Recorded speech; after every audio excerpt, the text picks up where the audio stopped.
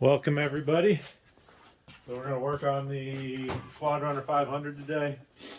I did fire it over with jumper cables and starting fluid, but we're going to take the tank off and take the carburetor off and see if we can get some fuel for it. And we got Camden the Balloon Man here with me today, right? Yep. Yep. So we'll get to work on this and see how good what's wrong with it and see what anything's doing well. Yeah. And Camden's going to remind me to put oil and gas and everything in it this time, right? Yep. Yeah. You only got the oil last time. I know I did. But not this time, I got my helper with me. So we take the seat, the seat we got to reupholster, so I already ordered that. We got a battery to put in it, so once we get all these panels off, we can. I can see if I can put some fuel in it, fire it, and get it running. I like to. Yeah. Yep. Before the go-kart sales happen today. Busy day here at the garage. Got plenty of projects going on. Yeah. Besides that, we're just going to take everything apart here and hopefully figure out what's wrong. Before I even start, after I pick one of these up, first thing is I see if it'll fire. And as long as it'll fire and it's not smoking or knocking, then I go forward with it. Because there are times where the four-wheeler's either too far gone or it's going to cost too much and it ain't worth it, and then you just punt it on, let someone else, because we're all doing this not just for fun but to make money too. To buy a boat. Yeah, because Camden wants a boat this summer, so I got a lot of four-wheeler flipping to do to get a boat. Oh, cool. This side too. This side too? Alright. But that's always my initial deal, is to figure out, to make sure it's worth trying to save.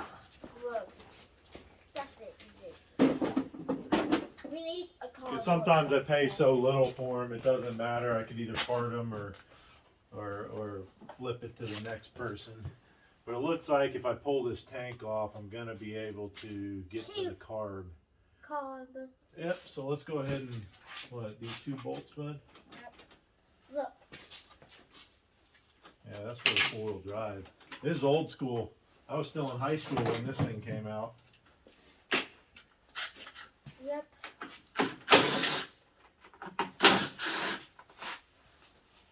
It looks like it might. Oh, this thing. I know that thing. I don't know if we're going to be able to. That's part of the frame. Oh, in here, Dad. I know. That's all loose. Let me pull these fuel lines off and maybe we can lift it up. Yep. They made that one hard to get to, huh? Yep. Probably when you were in high school. Yeah, I mean, really, utility quads weren't popular till, I would say late 90s, early 2000s is when utility quads really started coming out and getting popular. So this was Suzuki's 500. I think that was one of the biggest ones at the time. There's a Yankee. Yeah, I'm just pulling. Yeah, I'm just trying to pull the fuel lines off here without breaking them. Ooh, that one's pretty brittle. There, that one might need to get changed. I need to start stocking up and start keeping fuel lines here. I got some, but not many. Yeah. There's these over here. I don't know, it's got to slide out, bud. They wouldn't make you take the whole front end off just for the tank, would they? There we go. Ew. Yeah, what is that? We seem to find this a lot too, because these things been sitting outside. For like almost 2 But days. yeah, what do we got there? A bee's nest? Wah! That scare you? Yeah. Yeah, here, can you throw that in the trash? Oh, So what I'm going to do is I'm going to take this carb off, try to clean it, put it back on. The throttle's stuck on it, so hopefully I can get it all freed up, but it looks like I can get it out of there without pulling a whole bunch of stuff. But maybe we'll get this thing running today. We'll see. So I'll pull it off and then we'll go on the bench and tear into the carburetor here. All right, here, so we have carburetor 101. So I went ahead and pulled it off the bike, and this is what we have here. If you look, there's your float. So all the carburetor does is atomize the fuel and give the proper fuel delivery into the engine. So it does that a couple different ways. This is a CV, a constant velocity carburetor. It is a Mikuni. Those cheap eBay ones you get, 9 times out of 10 they don't work. You'll get one that will work. But what I always do, this one actually had ice. It had water and ice inside of it when I pulled it apart. But I pull it all apart and clean it. You can see the fuel bowl was rusty because there was water inside of it, but it was rusty here. But inside this carburetor, what I usually do is, just to make sure the float's working, I'll blow right there through the main. And you can hear it. And when you push up, it shuts the fuel off. So what this is doing is taking the fuel in, filling up the bowl to the proper level, and as fuel's being used, the float meters it. So there's 2 jets inside here. One's an idle jet and one's a main jet. I always pull these jets out, look through them, or I take these welding tip cleaners. Work very well. I think you can get them online. They're really cheap, but they're a couple different sizes here. But you never want to like use a drill bit and hone them out. I always use these and just to get the dirt out. But right there, I do know now that my float's working. So as long as I get fuel in the fuel filter or through the fuel and come in, I'm going to clean it out a little bit. It is a little dirty. But I'll pull these jets out. So the main, oh, yeah, try not to do that. Don't drop them. So the main jet, I take it up and I can look through it into the light. So I know that one's good. I'll still run my feelers through it. The idle jet, it's really small, right? Because the engine's at idle, so it's just sucking up the fuel through the idle jet, just enough to keep it running.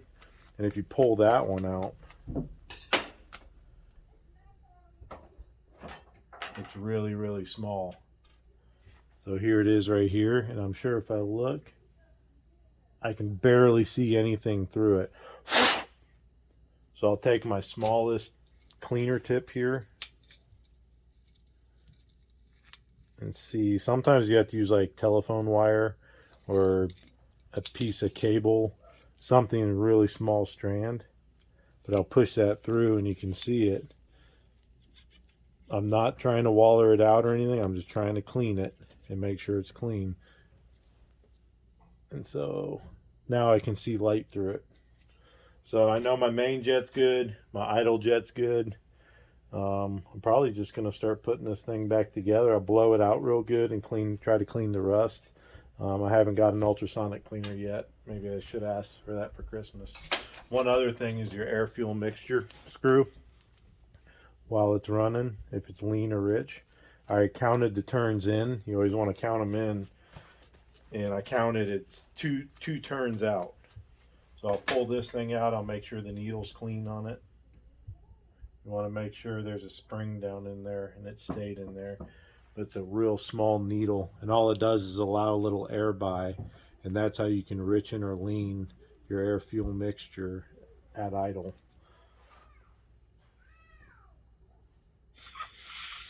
And I blow through everything, make sure none of the orifices are plugged. I'll probably run this down in and see if it comes through the throttle body here, which it does. So my hole on the intake side is clean and working. So that'll allow my air fuel mixture. So real quick, CV's 101, as the throttle linkage gives it throttle and opens the butterfly, it allows vacuum to suck up the slide. On smaller engines, they don't have a CV style. I want to make sure this is, I had that in the wrong way. I have a vacuum from the other night that you're gonna get. Okay, sounds good. So as you open the vacuum on it, it'll open the slide up and down, and that slide meters the fuel from your main jet. You just want to make sure it's all cleaned out and good. So I'll go ahead and put this thing back together, and then we'll work on the fuel tank. Alright, so I got the carb back in, I cleaned the fuel tank, petcock's leaking, but I put the battery in, so we're going to see if this thing will fire. It's kind of cold out today, but we'll see what happens.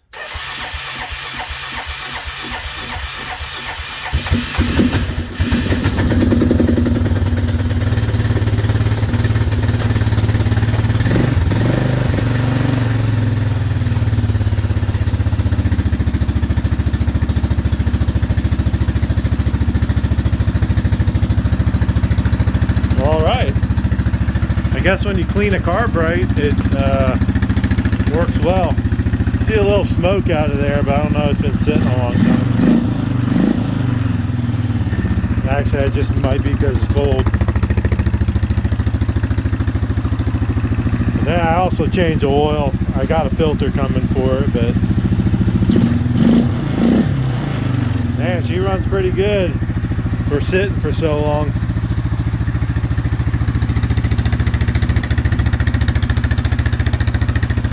So I'll probably take that petcock apart and see if I can stop it from leaking. But she runs good. I'm going to see if I can fix that, and then I'll take it for a test drive.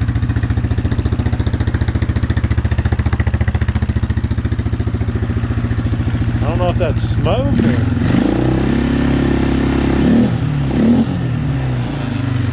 It is like 20 something degrees outside, so that's probably what that is. But I had an 03 Vincent 500, and I think it might be the same motor because it sounds pretty close to it. Let's see a nice. Let's see how she starts now. Ah, she's a beauty. That makes me happy.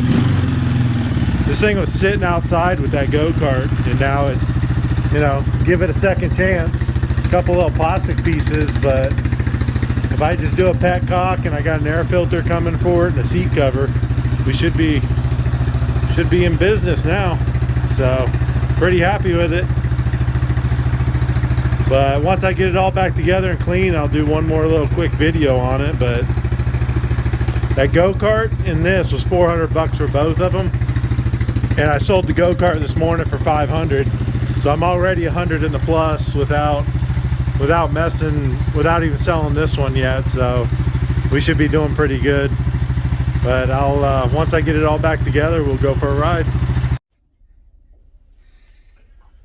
All right, so one of the things that anytime flip four-wheelers, one of the big costs are seats, and you don't realize it. If you're missing this base, it could be 150, 200 bucks just for a seat. So luckily this one had the base, but it has no foam and it's got no cover. So I ordered a cover right here. So I have a Moose seat cover. It's about, I think it was 43 bucks. That was the cheapest I could find. Sometimes you can get them for around $35.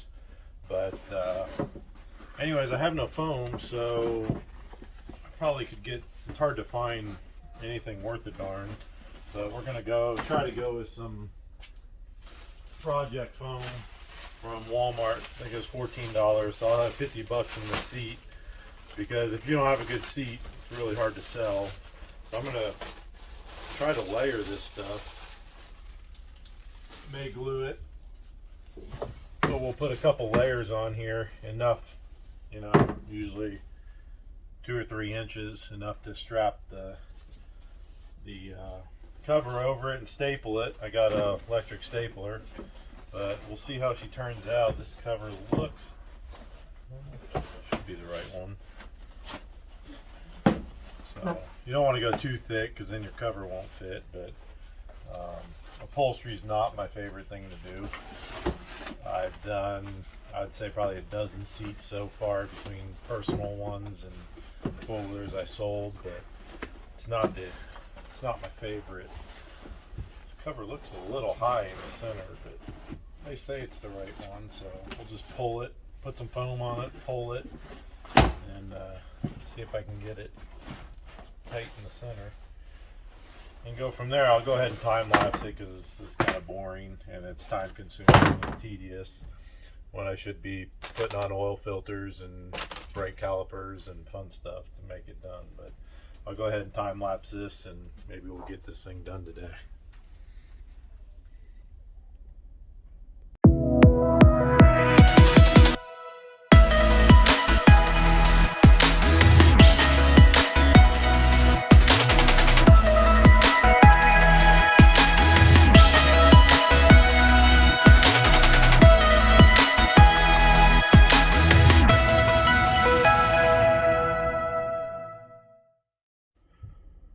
So here we go. I really have no idea what I'm doing, but I put 2 layers of foam on there and it was too thin if you sat on it. So I had another piece of foam I had down there. So I went ahead and kind of shaped it and I'll lay that over it.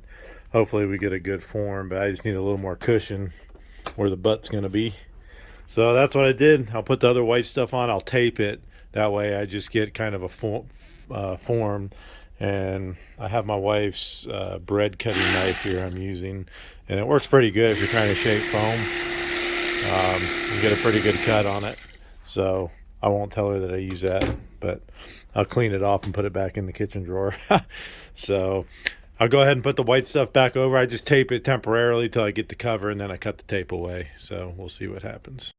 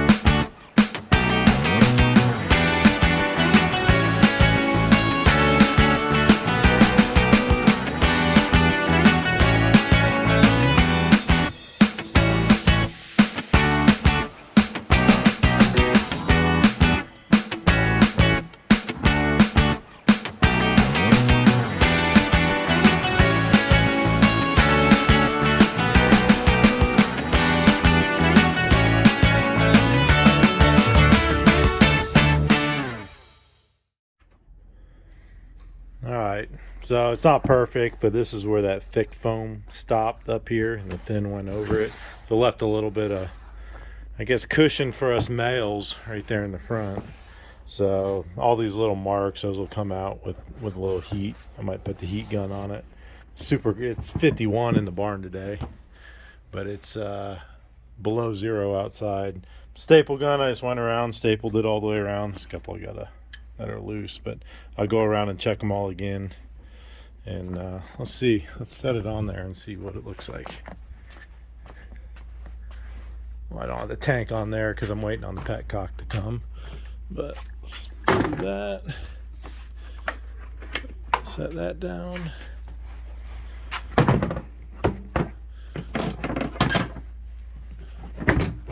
Really, what do you want from a 20-year-old 23-year-old four-wheeler? So that'll do for now. I think I got to run up and get the brake caliper, and the hose came in from eBay today.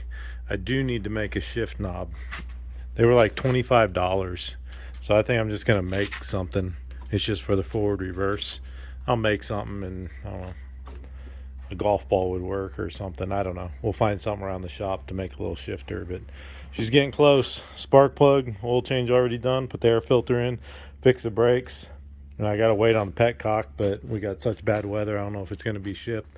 And then I don't even know, I was tempted to pull the racks off and paint them like I normally do, but might just leave it, put it on Marketplace and get it out of here for the holidays, so that way I can work on that one and pull the motor out. So, but she's looking good. I got a low tire on this thing. Yeah, maybe in the back. Might have to put some slime in it. Slow leaker. I did put a plug in it the other day, so there might be another one. But that's it for today, for now. Well, guys, sorry. I forgot to do a final on the quadrunner 500, but sold it today. $1,500. It was running, driving perfect. I'll give you an outro here of that's the next project. And the Polaris 450 HD EFI. That's right. That'll be the next project, but you'll see a little video of me and my wife riding that quadrunner, quadrunner 500, and the Husky. It was -21 outside, so just a quick clip. Thanks for watching. Subscribe. Here's our outro. My dad and mom are riding in -20 degrees weather right now, with winds blowing and everything. My dad came up with this idea. It's pretty stupid, but they are running and having fun. Oh, here it comes right now. Why?